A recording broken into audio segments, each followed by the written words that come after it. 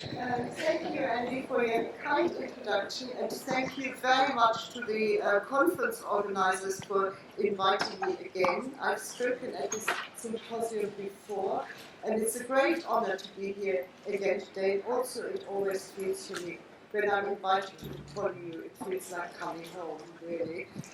It's a great joy. So today I'm talking about GenAI policies and practices. And my point in this talk is that policies and practices are far apart. There is a real problem between what the university wants and what's happening at the departmental level. So I first talk about institutional policies and guidance in relation to GenAI use, which is a continuous challenge for universities. University policymakers struggle immensely, first of all, to keep pace, to keep up with the rapid development of technologies, but they struggle also because they design and implement policies without hardly any knowledge of students' and staff perceptions of these tools, their use of it, and their knowledge of it. So it's a very much a top-down business, which creates great confusion among students and staff. And because of that, I'm talking about student and staff perceptions in a moment, and I'm drawing on the literature, but also on a project that we have done that I've got funding for at King's. It's a project that I conducted in our school. I will show you that in a moment.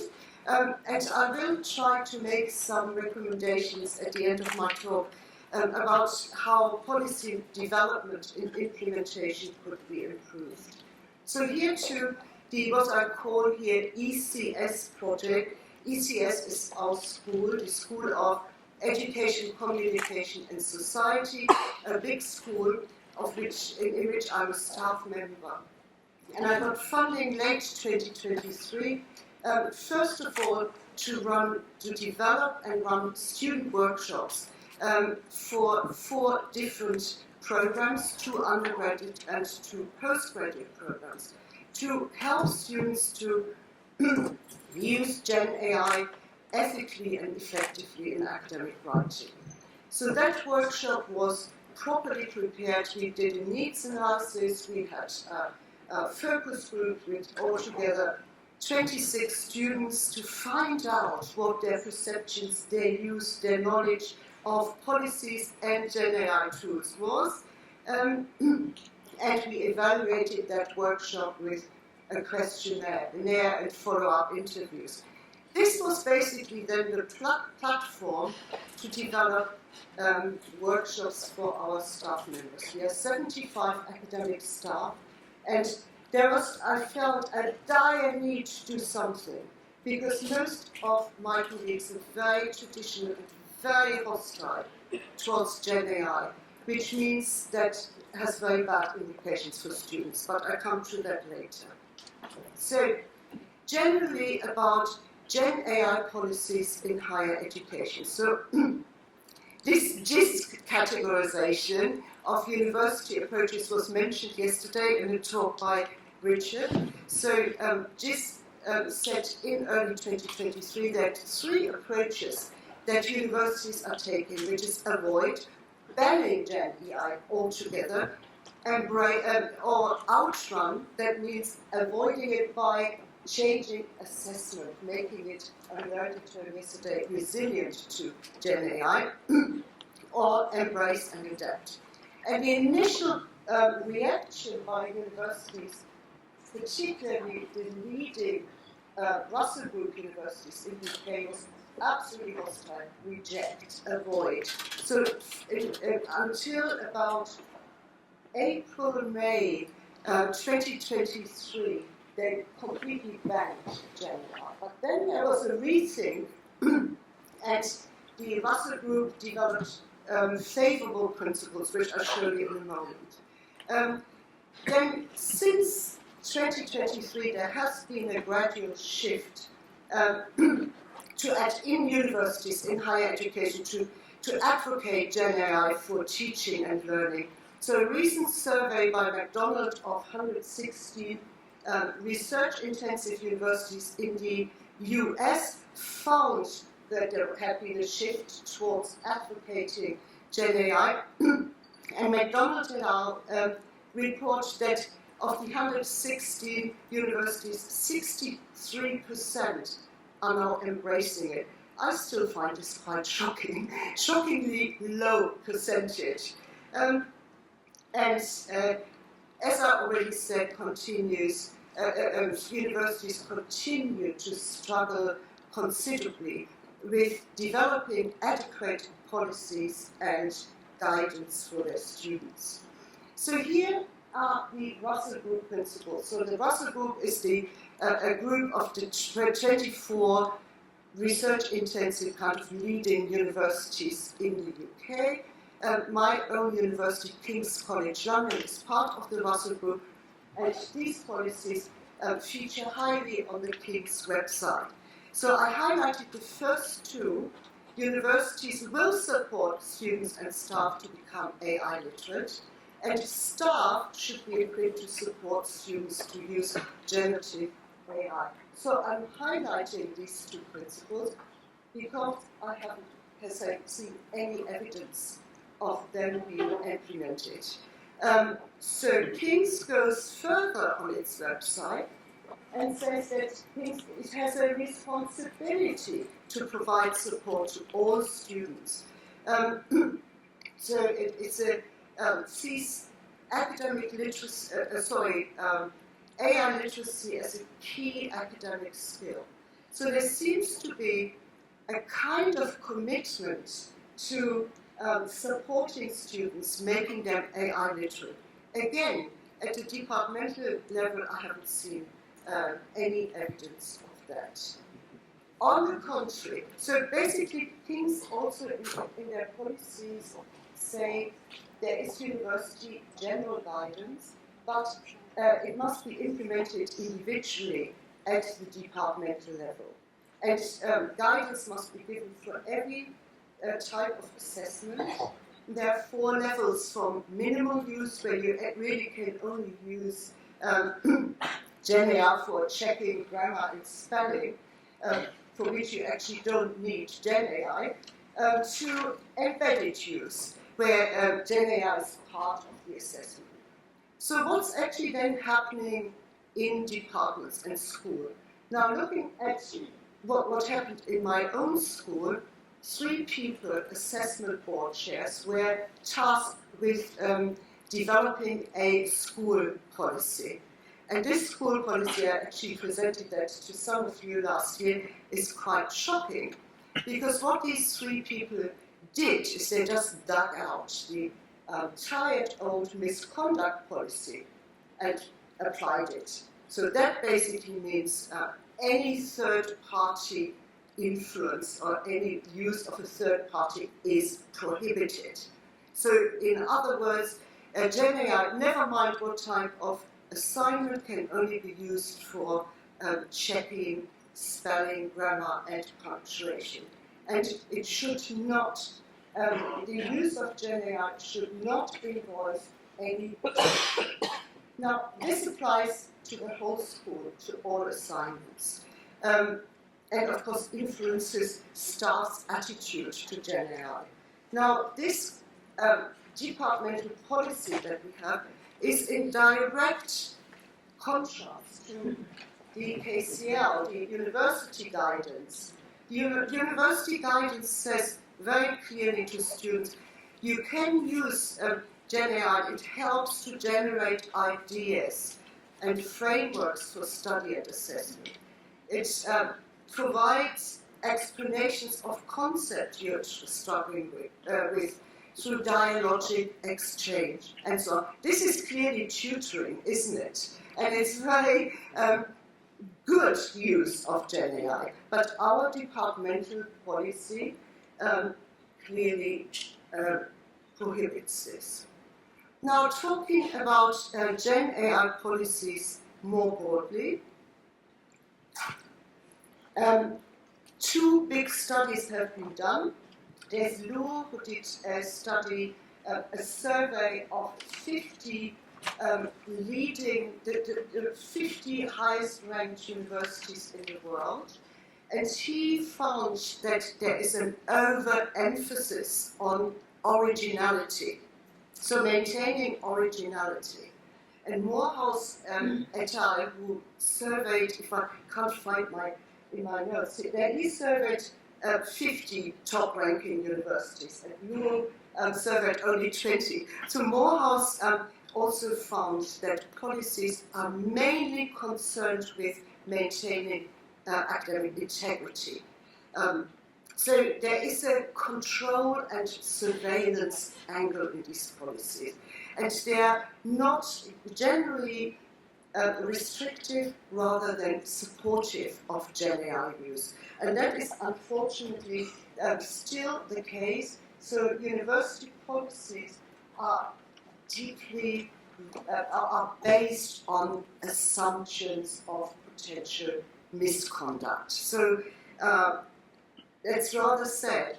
And I'm quoting here from an article by Weiss et al., who this article reports a dialogue, conversation between 6 writing experts from universities in New Zealand and Australia.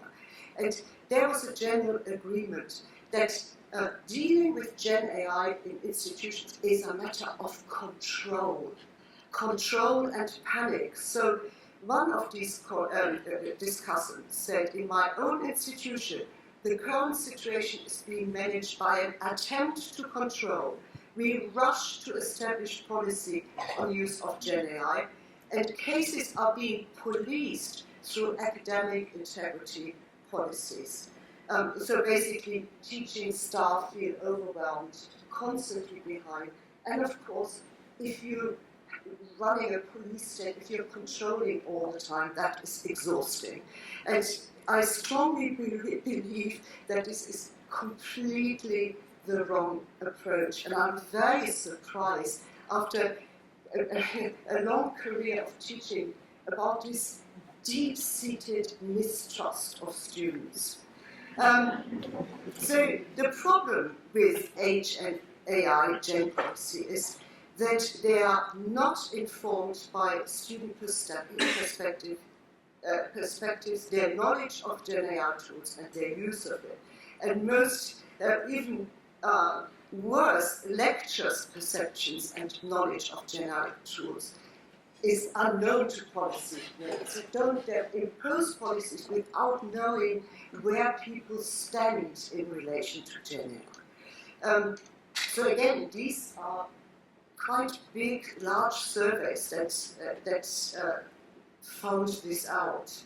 So basically, therefore, we have a situation of a top-down imposition of policy and guidance, and a total lack, even if, like in my institution, the institutional policy is supportive of GenAI, there's a complete lack of strategies for local implementation, for implementation of supportive policies at the school, faculty, school, or department level. So what are students' perceptions and what is their use of GenAI? So here I'm referring to quite big studies, and of course I struggle now to remember how big they were. I have my notes here, but I can never keep up with them when I'm presenting. So basically, Chan and Hu, that was one of the earliest surveys coming out from Hong Kong, Cecilia Chan from Hong Kong University. They surveyed about 400 students from across Hong Kong universities early in 2023 and found that students were highly appreciative of GenAI tools, used them already, and were very aware of their affordances. The same was found out by a big study at the University of Birmingham. The study involved 2,555 students from that institution, and a small qualitative study by Cook. So they found out that students are very positive perceptions of GenAI and use them quite widely, which was surprising at the beginning of 2023. There is a concern among students about becoming too reliant on GenAI tools. There is a big concern about equitable access. So they're paid for tools, they're not available to everybody. We're not talking here about the problem with the global south and the north, but even in quite affluent contexts, some students fear that they are disadvantaged because they don't have access to expensive or paid for tools. And this shows that we must show them that you can work perfectly all right with free tools. Yeah, so they need guidance in this. There is a big concern among students about the lacking guidance on ethical use of AI tools. Now, if you think of our own students, they have supportive institutional policies and very restricted departmental policies. Where do they stand? They are really concerned about breaking the rules. They don't want to do it, but don't have clear guidance. And as one respondent from Johnson et al.'s study said, educate people on how the AI tools can be used in ways other than simply to cheat. So there is also a great desire to use AI ethically for assistance with writing, not for the actual writing, not for text production. And this desire for ethical use was clearly found in a survey of almost 6,000 Swedish students in Swedish university, and carried out by Wu et al. They concluded that an automatic assumption that students use AI to cheat in examinations is unwarranted, since most students appear oriented towards ethical academic language practices with AI. And just to give you two statements from our focus group interviews, we also, although we had only 26 self-selected participants, there was such a clear sense that students do not want to get the work done for them by GenAI. They want to be decent. So one student said, I prefer to avoid AI outlines. I want the knowledge that reading brings so that I can develop my own voice. And I found also powerful the statement of another student said, as a non-native speaker, I didn't want to use GenAI to avoid dependence. I want to learn through struggle, which links, the word struggle links to the previous keynote. So, how about lecturers' perceptions?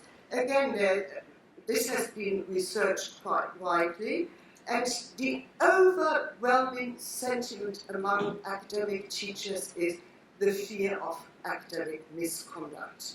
There is also a resistance to having to change teaching practices, to teach alongside AI. People don't like that. There is a clear lack of knowledge and of GenAI. People haven't engaged with it, and I can only confirm that from my conversations with colleagues.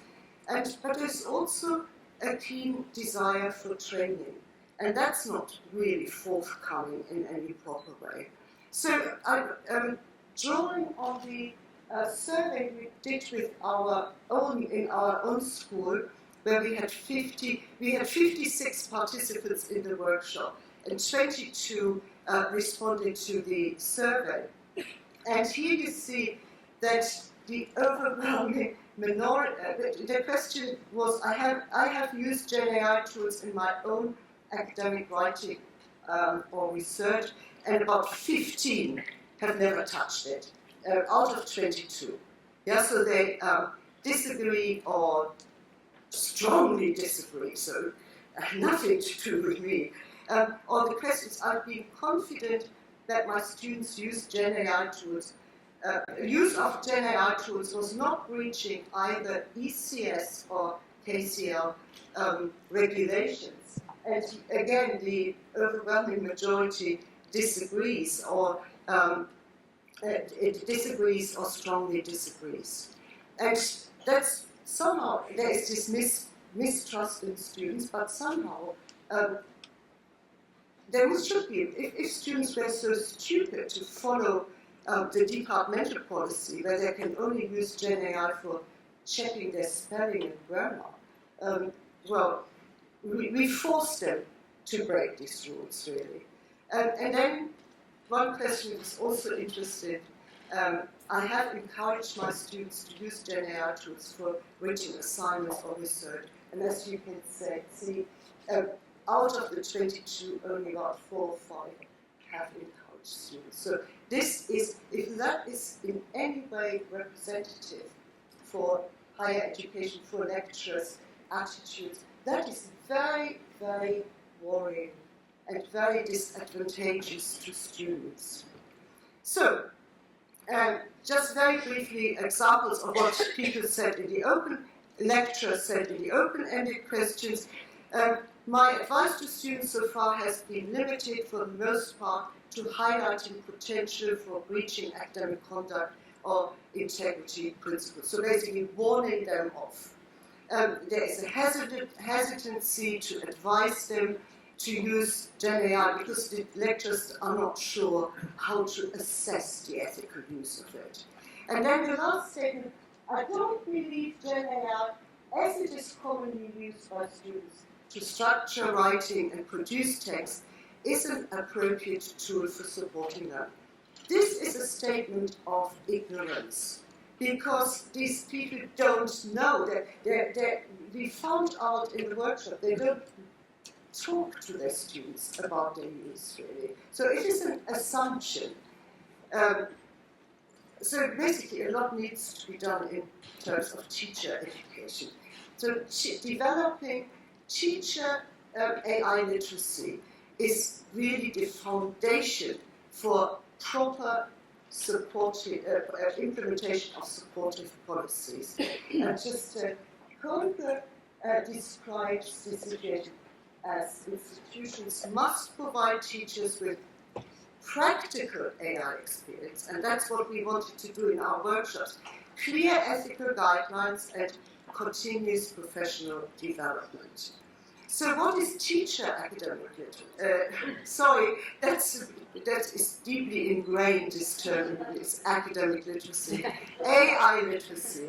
It's first of all the awareness of institutional and departmental policies. We found out in the workshop that they weren't really aware of the supportive institutional policies, but they knew the restrictive departmental ones. They need to have a knowledge of the range of available tools. They need to have a knowledge of the writing processes students engage in when producing an assignment, and to a knowledge of which tools are suitable to support these processes. And they need the practical AI experience. And this is what we wanted to do. And I understand under practical experience is really discipline and genre specific. We look at a specific assignment and look at what is involved in writing this assignment and at which stages can tools help students deal with this processes. The experience must also include an evaluation of different tools and their output, and the recognition of the importance of prompt engineering. And AI literacy experience involves identifying opportunities for encouraging students to use specific tools for specific activities. Now I go to our own project. How much time do I have left? Oh good, I do that easily. So I already told you about this workshop, which we conducted in the spring of 2024. Actually, we had 4 workshops for 4 different programs. And the objectives were to explore students' perceptions and current use as the basis for preparing workshop materials and preparing the workshop. Then develop these discipline and assignment-specific workshops, and to use what we can find and the activities for the subsequent staff workshops. So these student workshop objectives were, first of all, discuss policy. What do students actually know? Do they know the institutional, the department policy? It turned out they didn't know either. So introduce a range of tools and discuss their affordances and limitations for specific activities. Compare tools for the processes of planning and revision. Develop prompt engineering skills. And the most important one was train the critical evaluation of output. More about that in a minute. So the tools we used, there was this concern among students about equitable access. So we introduced 3 multi-purpose chatbots, just because in every activity we made them compare the output of at least two tools. And then we had a set of referencing tools, and we explained to students that Elicit and Insightful, which are very good tools because they provide summaries and syntheses of articles, that they have a free trial period. So they might be just used when you start your dissertation or so, and you work on your references. So the workshop content was first of all a discussion of policies, and as I said, it turned out that most students said, oh, it's forbidden, but I do it anyway. But they weren't really aware of the policies. These things go into a student handbook, and I still have to come across a student who reads the student handbook. It was important for us to discuss this. But of course, when we introduced the departmental policy, there was a lot of resentment among the students. Then we had section 2 and 3 was the practical application of tools for specific activities. Like, for instance, building an understanding of the key concepts in the assignment title. So that is one activity. Or building a list of relevant references, or checking in the revision, in the process of revising and editing. We had an activity checking grammar and style. And as you can see, for most activities, we used several tools for comparison. So let's look at some examples. Building an understanding of key terms, concept, and the assignment title. So that's one of the first activities, to really analyze the assignment title. What is involved? What are the key concepts I have to address? Now, I'm using here the example from the workshop for an MA in Education Management, and we worked with a specific assignment which had the title Maintaining Ethical Leadership in Struggling Schools, Challenging and Considerations in the Context of England. Now, I'm mentioning this title because that's what we carried on then into the staff workshops. We stayed with this topic. The students' workshops, depending on the program, had different assignments we dealt with. So, basically, the activity students had to do, we suggested Copilot, which is a program they have automatic access through to the university. And we, as you can, we gave the following prompt, and then analyzed the output. And as you can see in the follow-up task, the prompt was then reflected on. Was that good enough to give me the answers I need?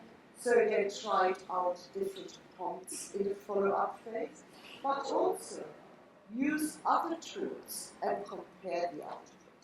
But the most important approach in the student workshops was that they always had to draft their own ideas first. So what did they think were the key concepts? And what did they know about the key concepts? So that's what we drilled down into them.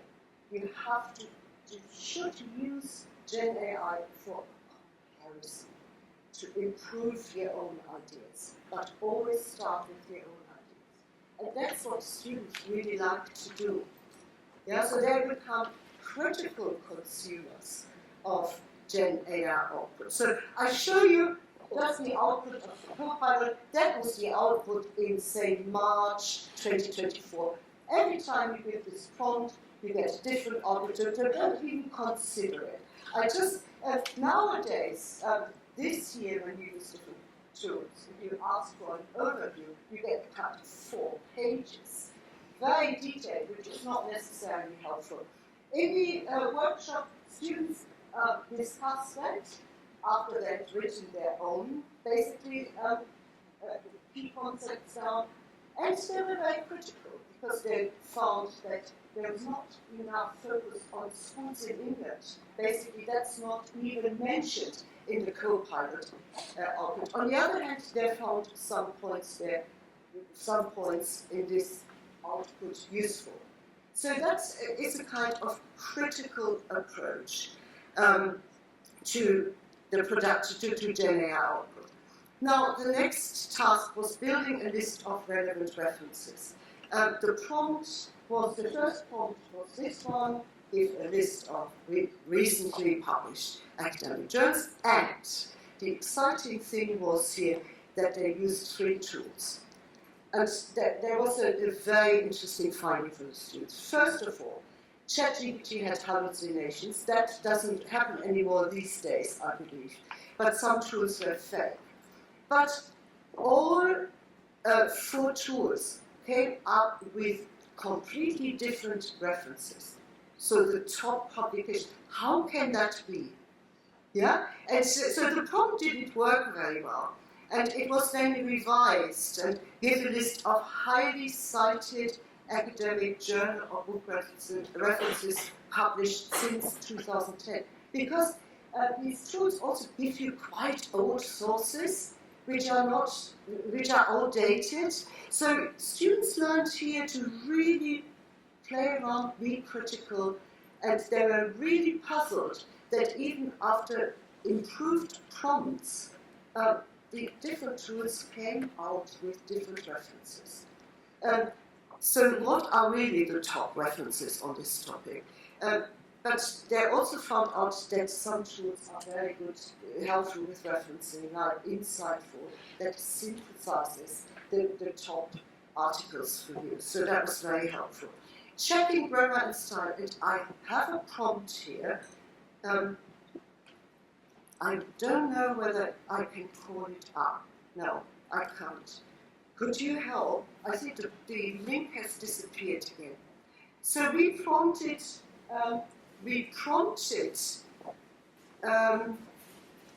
with a text exemplar. This is from another program on a linguistic topic. Thank you very much. We asked ChatGPT, what was the tool, I can't remember now, to check grammar and style, but come with suggestions, but we explicitly said, do not produce a revised text, because the students are not allowed to copy and paste. So what does the tool come up with? You can see here, on the left is the original text, and then it basically, for each paragraph or sentence, comes up with a new text. So this is funny, isn't it? We said, do not produce a revised text. But instead of saying, well, this is a bit of a clumsy expression, reconsider that, which would really help refining your academic writing learning, they just produce an alternative.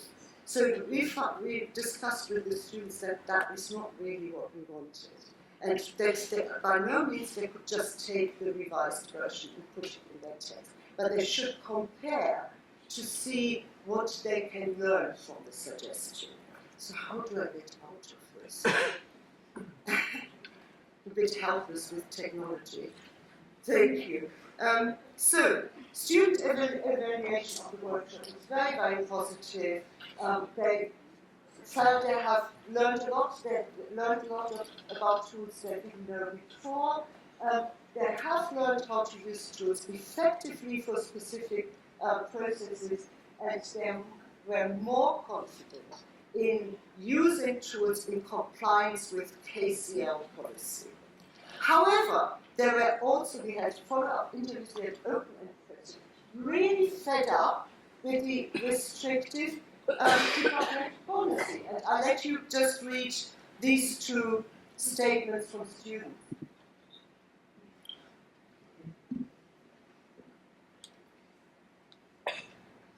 5 minutes? 3. Okay, you can't read this yet. We have to carry on. So then we had the staff workshop, and the objectives were to evaluate institutional and departmental guidance and discuss what they actually thought about it, and the misalignment. And then basically, we went through the same steps as we did with the students. We had a specific assignment, we went through the writing processes, we looked, compared the different tools, and that was useful because we could also report the student experience to the participants. So we had 56 participants. We split them in 2 workshops. Now, I was going to show you another prompt for the checking grammar and style. And this prompt, but I will not show you the text now, because we haven't got much time. In the second prompt, we did not say, do not produce a revised text. And a revised text is produced, but that is much more helpful for the students, because first of all, it introduces paragraphs, it tidies up references, and also at the bottom, there is a detailed explanation as to why these changes are made. So that is really useful for student learning. We discussed that with staff, but I said, look, don't you think that is this unethical? But many stayed very, very skeptical about this. So in the workshop evaluation, majority strongly agreed that they now were more familiar with GenAI tools, no surprise because they didn't know anything before, that they're more confident in advising students on the ethical use, kind of agreement not so strong. However, I thought the workshop relieved my concerns about students breaching academic conduct regulations, strong or disagreement and strong disagreement. So what can you do? That is really disappointing that there is such a mistrust. So I'm really coming to my last 2 slides, my recommendations. So first, policy design must emphasize the learning opportunities that GenAI affords, rather than potential misconduct. Because as Glenn said yesterday, there always will be students who cheat, and they will find ways to cheat with GenAI, without, and we can't do much about it. But we can't assume that all students are like that. At the policy implementation, we must ensure the alignment of institutional and departmental policies. And that's absolutely not happening. So I have heard in the meantime that the Department of Pharmacy has completely banned any use of GenAI. And it is not transparent, but I suspect that there are quite a lot of departments who have banned it completely. How can that be when the institutional policy is supported? So then we must provide adequate information and support mechanisms at the departmental and program level. And to do this, we need faculty or department GenAI champions. And I'm sure Julia has already created something like that here at PolyU. We need people who are specifically available to advise people in programs, in departments on GenAI. And we need EAP specialists and learning developers. Because EAP specialists are, in my view, the mediators. They understand the affordances of GenAI. They understand academic writing, the processes employed. And I think that's another big job for them to do with some teacher education, in this case, GenAI teacher education. So that's, I think, must become one focus of EAP. So last point, provide ongoing advice and guidance for students and staff. There must be regular CPD events, and in the past we have been forced to, as staff, to participate in CPD events regarding EDI. So why can that not be enforced? That people also have to participate in CPD events focusing on the use of GenAI. I have in my school already introduced or achieved that we have a guidance session for every program in induction week, and that should be done as institution-wide. And also, GenAI should be addressed in every workshop that is held for the preparation of academic assignments. That is all I have to say on the topic. Thank you very much.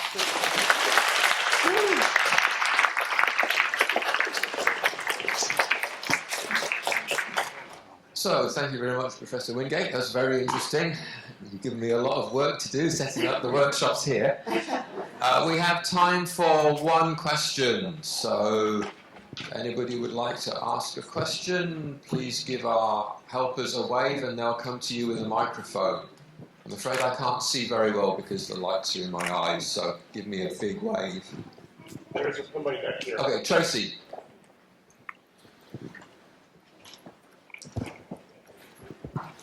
Hi, Professor. Thank you very much. I took a photo of the workshop outline. I hope that was okay. I look at this and I think it looks potentially extremely useful for students. But I was wondering if you have any comments or opinions on what would be a required level of English in order for students to really benefit from that type of workshop. Just because a lot of my students, if I think back on the last couple of semesters, don't have the English to chat to me about what they did at their weekend. Or many of them struggle to produce a subject-verb-object sentence.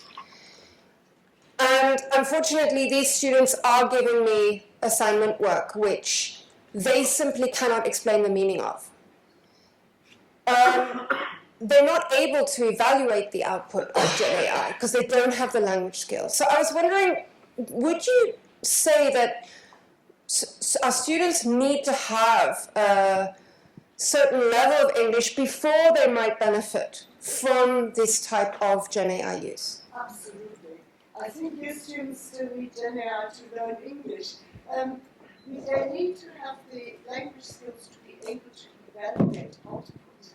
And that requires a high level of linguistic proficiency. So we are dealing with students who have at least an overall 6.5 IELTS score. So they are, I know that's not the case everywhere. So I'm working in a privileged position and I report from that position. I think we need students of low language proficiency, we cannot introduce GenAI in this way with workshops like that. So how much GenAI use should we allow then? Sorry, this is a very interesting conversation, but we have the parallel sessions to go to, so let's do this at coffee. Okay, last thing we have to do is that we have a small souvenir to present, so I'd like to welcome Dr. Jane Robbins to the stage.